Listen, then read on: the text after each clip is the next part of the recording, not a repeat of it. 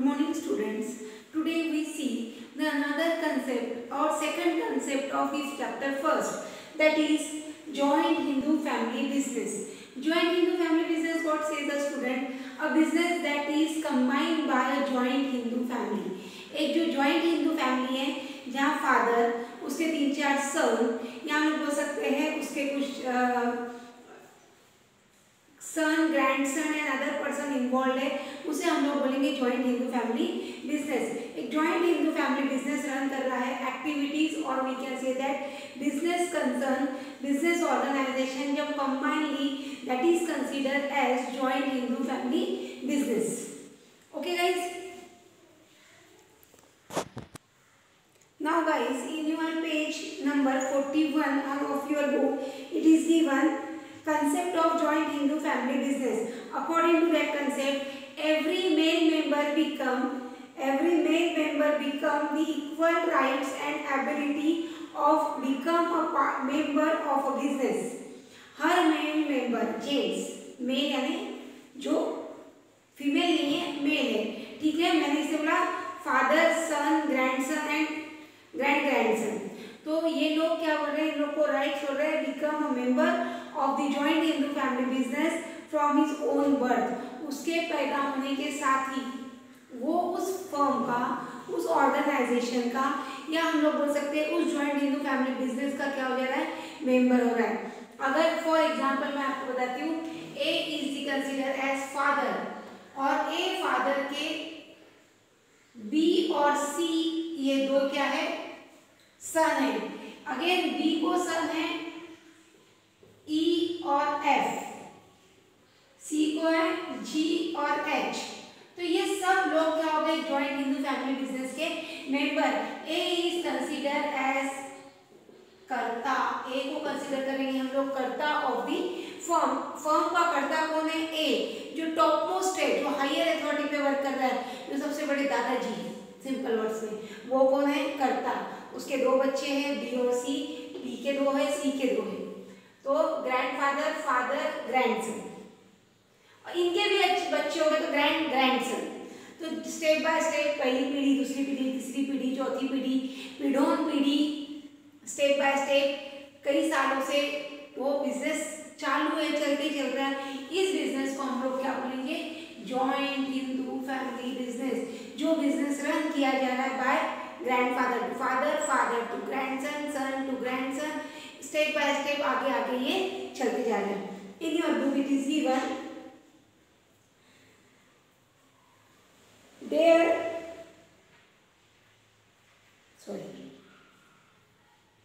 joint Hindu family business is that form of business organization in which all the main members of the Hindu undivided family carry on the business under the management and control of the कर्ता. जितने भी हम लोग बोल सकते हैं undivided family, इसका विभाजन हुआ है क्या, ये डिवाइड हुई है क्या, नहीं. जो फैमिली जो डिवाइड नहीं हुई है, जिसका विभाजन नहीं हुआ, उसके कर्ता के नीचे, उसके कर्ता के कंट्रोल में सारा बिजनेस क्या हो रहा है, रन हो रहा है. इसकी डेफिनेशन दी है दो के हिसाब से. एक दया भागा स्कूल ऑफ हिंदू लॉ दिया है. ये स्कूल ऑफ हिंदू लॉ के हिसाब से हम बोल सकते हैं डेफिनेशन दी है जॉइंट हिंदू फैमिली बिजनेस की. दया भागा स्कूल, ये जो एक मैडम दया भागा कहाँ से आ गया, कुछ केसेस फाइल हुई थी कोर्ट में, कुछ कंडीशंस फाइल हुई थी कोर्ट में. According to that case, according to that condition, ये दया भागा नाम के कोई पर्सन ने इसने केस फाइल किया था, तो उसके हिसाब से ये डेफिनेशन फॉर्म हो गई है, ठीक है. उसके हिसाब से वो लोग क्या बोल रहे हैं, under the scheme of law a son acquired an interest in the ancillary property only after the death of his father. एक सन को उसके फादर की संपत्ति, प्रॉपर्टी या वसीयत कब मिलती है, after the death of the father. Father जाने के बाद ही उसको सारी रॉयल्टीज मिलती है. यानी ए जाने के बाद किसको मिला, बी और सी को. अब तक सारा रॉयल्टी किसकी है, ए की, ठीक है. सेकंड दिया है मिताक्षरा स्कूल. मिताक्षरा स्कूल के बारे में क्या बोला उन्होंने,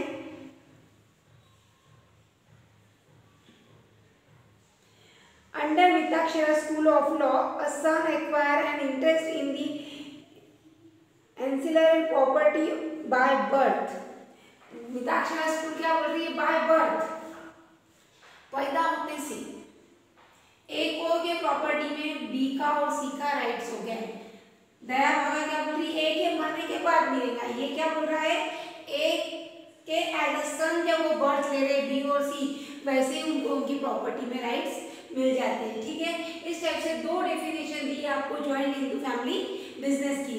now we see features which is given on page number 42। First है liability. Here liability of member of joint Hindu family limited is nothing. कोई भी मेंबर की लायबिलिटी, बी और सी की यहाँ लायबिलिटी कुछ नहीं है। Overall liability of joint Hindu family business is of कर्ता। जो करता है वो हर चीज के लिए जिम्मेदार है। जो भी डिसीजन ले रहा है, जो भी राइट्स ले रहा है, जो भी एक्ट कर रहा है, वो सब कार्य के लिए कौन जिम्मेदार है? कर्ता। कर्ता is the only person who is responsible for the working of joint Hindu family business. Joint Hindu family business में liability is unlimited in case of A, that is कर्ता। Second है membership. There is no limit in the membership of a joint Hindu family business. As birth take place, जैसे ही कोई पैदा हो रहा है वो बन रहा है member of joint Hindu family business। तो easily by taking the birth in the family, madam हमने भी अंबानी के फैमिली में, अमिताभ बच्चन के फैमिली में या टाटा बिरला के फैमिली में पैदा होना था, विप्रो के फैमिली में पैदा होना था, वहाँ पैदा होते थे, ऑटोमेटिकली हम उनके प्रॉपर्टी के हकदार हो जाते थे। तो वैसे ही मेंबरशिप, जैसे हम एक फैमिली में ऐड कर रहे हैं, जैसे कि इस फैमिली में हम लोग पैदा हो रहे हैं, बर्थ प्लेस हो रहा है, अकॉर्डिंग टू दैट हम लोग को एडमिशन मिल रहा है as a member of joint Hindu family business. Now third है मेंबरशिप फॉर माइनर। माइनर यानी बिलो 18 ईयर्स। माइनर की मेंबरशिप के लिए क्या बोला है आपकी बुक में? Minor can become a full fledge member of the family business. Minor को भी यहाँ कंसिडर किया गया है एज अ मेंबर। क्यों एज अ मेंबर? कि अपने डेफिनेशन में देखा था as the birth take place it become the member of the family. तो जो माइनर है 18 साल से कम है वो भी एज अ मेंबर वर्क कर रहा है। ए है, बी और सी है। ए की अचानक डेथ हो गई, बी है 25 साल का, ए है 16 साल का, या बी है 20 ईयर्स का और सी है जस्ट 17 ईयर्स का। तो still as a minor A की प्रॉपर्टी में उसको सारे राइट्स है। इसलिए यहाँ बोला गया है कि minor is also a member of the firm.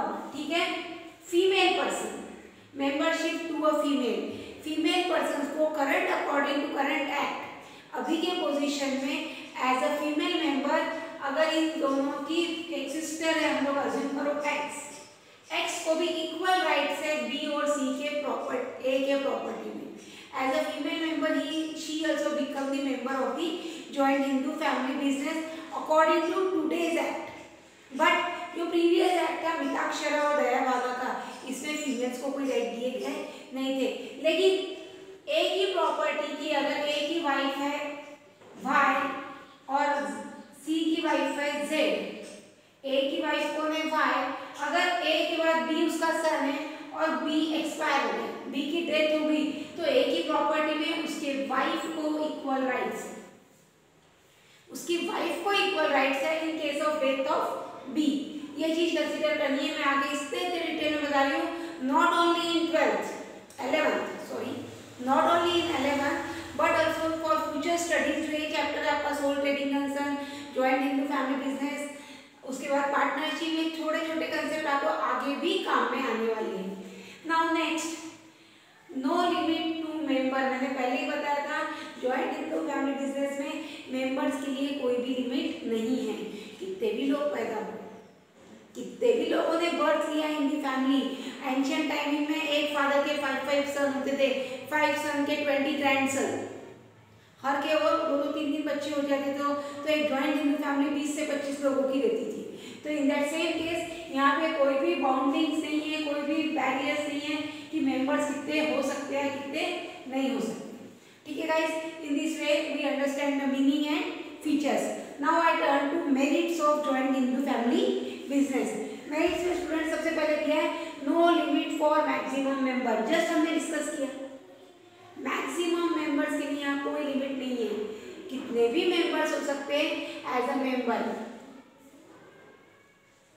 Liberty of karta, karta के ऊपर सारी जिम्मेदारियां, कर्ता के ऊपर सारे कार्य हम लोग बोल सकते हैं। जो स्थान है, जो पोजीशन है, वो कर्ता की सबसे हाईएस्ट है। मैंने पहले बताया था ए जो यहाँ कर्ता के फॉर्म में वर्क कर रहा था, वो ए की सारी जिम्मेदारियां, सारी liability, each and every decision, देखो बोला है हमने, कर्ता एंजॉय कंप्लीट कंट्रोल, कर्ता enjoy complete control on the affairs of joint Hindu family business. He therefore takes decision properly without consulting other components. A क्या कर रहा है, सारे बिजनेस डिसीजन ले रहा है, वो बी और सी को पूछता भी नहीं। यहाँ जो पोजीशन है वो ए की सबसे अच्छी है, वो बी और सी को कोई कंसल्ट नहीं करता, कोई इंफॉर्मेशन नहीं पूछता। नॉर्मली ये होता नहीं है। अब अभी के ज़माने में अगर फादर भी कुछ कर रहा है तो अपने सन और ग्रैंड सन को पूछ लेता है कि this is done by the business. But theoretically speaking कर्ता ए और बी से बिगर कंसल्ट किए भी ईच एंड एवरी डिसीजन ले सकता है। पर्सनल कॉन्टैक्ट, एक बिजनेस ही पूरी फैमिली चला रही है तो उनका पर्सनल कॉन्टैक्ट विद पर्सन्स और we can say that organisation बहुत अच्छा हो सकता है। इसका एक एग्जांपल मैं देती हूँ बेटा, it is not a business but it is an institution. ये एक बिजनेस नहीं है, एक इंस्टीट्यूशन है, एक अच्छी सर्विस बोल के हमारा विवेकानंद स्कूल। यहाँ पे जो है, जो करता है, जो हमारे बड़े सर और बड़े मैडम हैं, ये सारी ऑर्गेनाइजेशन रन कर रहे हैं। ये भी एक बेस्ट एग्जांपल है जॉइंट हिंदू फैमिली का, कि यहाँ पे क्या हो रहा है, फैमिली मेंबर ही सारी चीज़ें प्रॉपरली रन कर रहे हैं, तो उनके पर्सनल कॉन्टैक्ट बहुत अच्छे हैं लोगों से। लिमिटेड लायबिलिटी ऑफ मेंबर, मैंने पहले बताया था ए की लायबिलिटी सबसे ज़्यादा है, बी और सी की कोई लायबिलिटी क्या नहीं है। लेकिन इन केस बिजनेस अगर बहुत बड़ा है तो इनकी भी लायबिलिटी कितनी है, जितना इनको कार्य दिया गया है, जितना इनको एक्ट दिया गया है according to the work given to B and C, according to the work given to the members of the firm, उन लोगों को क्या दी, इनकी लायबिलिटी दी जाती है। इनकी लायबिलिटी मोर या लेस नहीं, इनकी लायबिलिटी लिमिटेड है, उनको जितना काम दिया गया उस हिसाब से। ठीक है, these are the merits of joint Hindu family business. In that I skip first point, easy to start. joint Hindu business चलाने के लिए कोई भी फॉर्मेलिटीज करने की जरूरत नहीं है, इजीली स्टार्ट हो जाता है और उसी तरह इजीली वो बंद भी कर जाता है। Next, demerits or we can say that limitations. Limitations, इसको हम लोग बोल सकते हैं डीमेरिट्स, लिमिटेड फंड। अकेली फैमिली चला रही, 2-4 फैमिली या 50-60 लोग मिलकर बिजनेस चला रहे क्या, नहीं, ए अकेला पर्सन वर्क कर रहा है, ऐसा करता ए की जो प्रॉपर्टी है वही बिजनेस में इन्वॉल्व हो रही है, तो समटाइम्स जो फंड है, जो कैपिटल है, जो पैसा है वो लिमिटेड है, कम हो जा रहा है in nature. Unlimited liability of कर्ता, इसका सबसे बड़ा ड्रॉबैक, सबसे बड़ा डिसएडवांटेज है, हर कार्य के लिए कौन जिम्मेदार है, ए, दैट इज कर्ता। अगर कुछ प्रॉब्लम्स आ गए, ए, बी और सी ने बिजनेस के बहुत सारे ऐसे गलत काम करके रखे, बी के बच्चे हुए थे, अपने देखा ई और एफ, जी और एच, ये लोग क्या कर रहे हैं, मार्केट से सामान उधारी में खरीद रहे हैं, नकदी में बेच दे रहे हैं, वो पैसे अननेसेसरी एक्सपेंसेस पुट करके खर्च कर दे रहे हैं, लेकिन फॉर्म में पैसा नहीं, लोगों से उधारी ज़्यादा होगी, तो अगर कुछ कंडीशंस खराब हुई तो जिम्मेदार कौन हो रहा, ए। तो सबसे बड़ा ड्रॉबैक है, in case of any default, in case of any problems, in case of any bad condition, A liability is unlimited, कर्ता की लायबिलिटी अनलिमिटेड रहती इन नेचर। नेक्स्ट है लिमिटेड मैनेजरियल एबिलिटी। जब एक जॉइंट हिंदू फैमिली बिजनेस रहता है तो वो दूसरे पर्सन को जल्दी से अपॉइंट करने में इंटरेस्टेड रहते नहीं, वो सोचते अगर अपने ही घर के लोग काम कर रहे हैं, अपने ही घर के सब मेंबर्स यूज है, तो दूसरे को क्यों अपॉइंट करना। तो समटाइम वो educated people having skill knowledge ऐसे लोगों को बिजनेस में अपॉइंट करते नहीं, सो दैट यहाँ पे जो मैनेजरियल एबिलिटी है, टैलेंट है, स्किल है, इसकी कमी रहती in joint Hindu family business. Last, danger of hasty यानी गड़बड़ में लिए हुए डिसीजन, तुरंत लिए हुए decision. Of hasty decision, sometime क्या होता है, करता बहुत फ्रस्ट्रेट हो जाता है या बहुत सारे डिसीजन वो अकेला ही लेता है, कंसल्ट नहीं कर रहा, तो बहुत सारे डिसीजन ऐसे लेता है जो बहुत फटाफट ले रहा है या गड़बड़ में ले रहा है।